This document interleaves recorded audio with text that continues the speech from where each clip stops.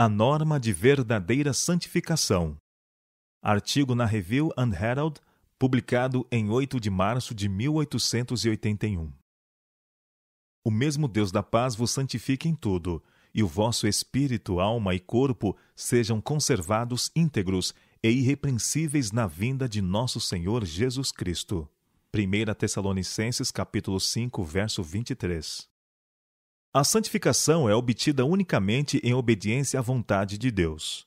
Muitos que estão deliberadamente espezinhando a lei de Jeová dizem ser possuidores de santidade de coração e santificação de vida. Não têm um conhecimento salvador de Deus ou de sua lei. Encontram-se nas fileiras do grande rebelde. Ele está em guerra com a lei de Deus, a qual é o fundamento do governo divino no céu e na terra. Esses homens estão fazendo a mesma obra que seu mestre efetuou ao buscar tornar sem efeito a santa lei de Deus. Nenhum transgressor dos mandamentos pode ter permissão para entrar no céu, pois aquele que era outrora um puro e exaltado querubim cobridor foi expulso de lá por rebelar-se contra o governo de Deus. Para muitos, a santificação é apenas justiça própria. E, no entanto, essas pessoas afirmam ousadamente que Jesus é seu Salvador e Santificador. Que ilusão! Será que o Filho de Deus santificará o transgressor da lei do Pai? Aquela lei que Cristo veio engrandecer e tornar gloriosa? Ele testifica: eu tenho guardado os mandamentos de meu Pai. Deus não abaixará sua lei para acomodar-se ao imperfeito padrão humano, e o homem não pode satisfazer os reclamos dessa santa lei sem manifestar arrependimento para com Deus e fé para com nosso Senhor Jesus Cristo. Se alguém pecar, temos advogado junto ao Pai, Jesus Cristo, o justo. 1 São João capítulo 2, verso 1. Mas Deus não dedicou seu Filho a uma vida de sofrimento e ignominia e a uma morte vergonhosa para livrar o homem da obediência à lei divina. Tão grande é o poder enganador de Satanás que muitos têm sido levados a considerar a expiação de Cristo como não tendo valor real. Cristo morreu porque não havia outra esperança para o transgressor. Este poderia procurar guardar a lei de Deus no futuro, mas a dívida que ele contraiu no passado continuava a existir e a lei teria de condená-lo à morte. Cristo veio pagar para o pecador essa dívida que lhe era impossível pagar por si mesmo. Assim, por meio do sacrifício expiatório de Cristo, concedeu-se outra oportunidade ao homem pecaminoso. O sofisma de Satanás é que a morte de Cristo introduziu a graça para tomar o lugar da lei. A morte de Jesus, de maneira alguma, modificou, anulou ou diminuiu a lei dos 10 mandamentos. Essa preciosa graça oferecida aos homens por meio do sangue do Salvador estabelece a lei de Deus. Desde a queda do homem, o governo moral de Deus e sua graça são inseparáveis. Andam de mãos dadas através de todas as dispensações. Encontraram-se a graça e a verdade, a justiça e a paz se beijaram. Salmo 85, verso 10. Jesus, nosso substituto, consentiu em sofrer pelo homem a penalidade da lei transgredida. Ele revestiu sua divindade com a humanidade, tornando-se assim o Filho do homem, o Salvador e Redentor. O próprio fato da morte do amado Filho de Deus para remir o homem revela a imutabilidade da lei divina. Quão facilmente, do ponto de vista do transgressor, Deus poderia ter abolido sua lei, provendo assim um meio pelo qual o homem pudesse ser salvo e Cristo permanecesse no céu. A doutrina que ensina liberdade pela graça para transgredir a lei é uma ilusão fatal. Todo transgressor da lei de Deus é um pecador, e ninguém pode ser santificado enquanto vive em pecado conhecido. A condescendência e a angústia do amado Filho de Deus não foram suportadas a fim de adquirir para o homem a liberdade de transgredir a lei do Pai e sentar-se ainda com Cristo no seu trono. Isso ocorreu para que, por seus méritos e pela manifestação do arrependimento e fé, o pecador mais culpado possa receber perdão e obter força para levar uma vida de obediência. O pecador não é salvo em seus pecados, mas de seus pecados. A alma precisa primeiro convencer-se do pecado antes que o pecador sinta o desejo de ir a Cristo. O pecado é a transgressão da lei.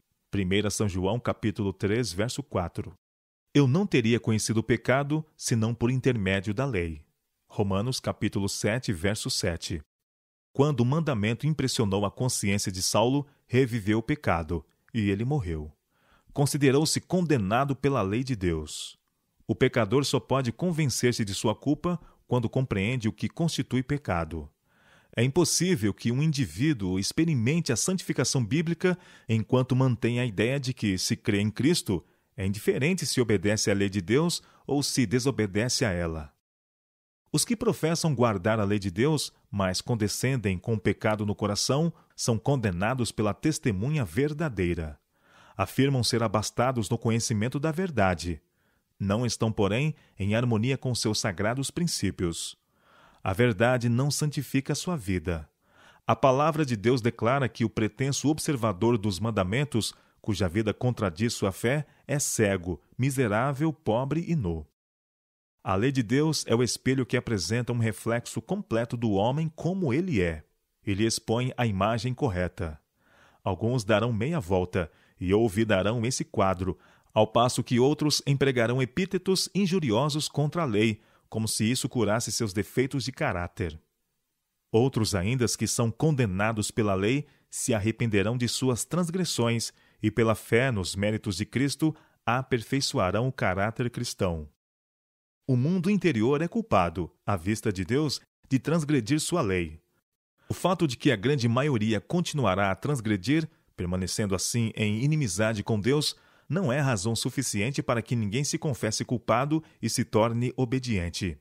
Para o observador superficial, as pessoas que são naturalmente amáveis, que são educadas e refinadas, talvez pareçam ser perfeitas demais. O homem vê o exterior, porém o Senhor o coração. 1 Samuel capítulo 16, verso 7. A menos que as vivificantes verdades da palavra de Deus, quando acrescentadas à consciência, sejam recebidas inteligentemente e então cumpridas fielmente na vida, ninguém pode ver o reino dos céus. Para alguns, essas verdades têm certo fascínio devido à sua novidade, mas não são aceitas como a palavra de Deus. Os que não aceitam a luz quando esta lhes é apresentada serão condenados por ela. Em toda a congregação na terra há almas insatisfeitas que têm fome e sede da salvação. De dia e de noite, o fardo de seu coração é: que devo fazer para que seja salvo? Ouvem atentamente os sermões populares, esperando aprender como podem ser justificadas diante de Deus. Mas, com demasiada frequência, ouvem apenas uma palestra agradável, uma declamação eloquente. Há corações tristes e decepcionados em toda reunião religiosa. O pastor diz a seus ouvintes que eles não podem guardar a lei de Deus. Ela não é obrigatória ao homem em nosso tempo, declara ele. Deveis crer em Cristo. Ele vos salvará, tão somente crede. Assim ele lhes ensina a fazer do sentimento seu critério, e não lhes dá uma fé inteligente. Esse pastor pode professar ser muito sincero, mas não está procurando acalmar a consciência perturbada com uma falsa esperança. Muitos são levados a pensar que se encontram no caminho para o céu porque professam crer em Cristo, embora rejeitem a lei de Deus.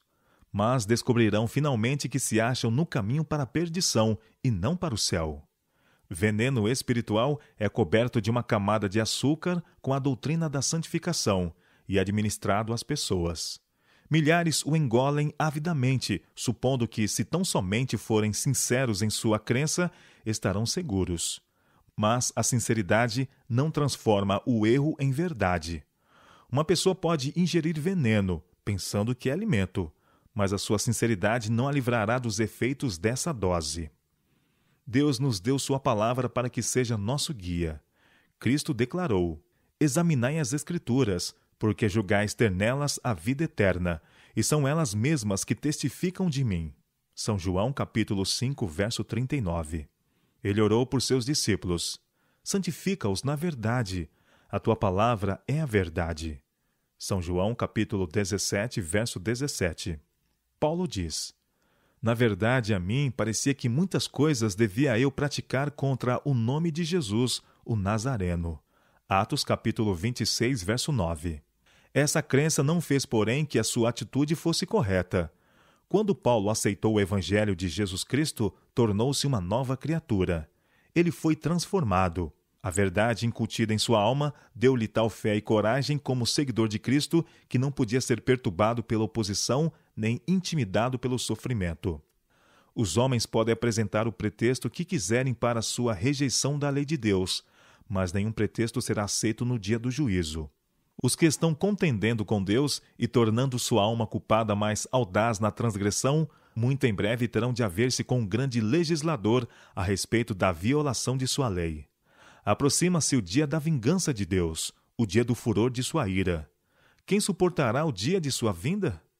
Os homens têm endurecido o coração contra o Espírito de Deus, mas as setas de sua ira penetrarão onde as setas da convicção não puderam penetrar. Não demorará muito para que Deus se levante a fim de haver-se com o pecador. Irá o falso pastor proteger o transgressor naquele dia? Haverá alguma desculpa para aquele que acompanhou a multidão no caminho da desobediência? A popularidade ou o número farão com que alguém se torne inocente? Os descuidados e indiferentes devem considerar estas questões e resolvê-las por si mesmos.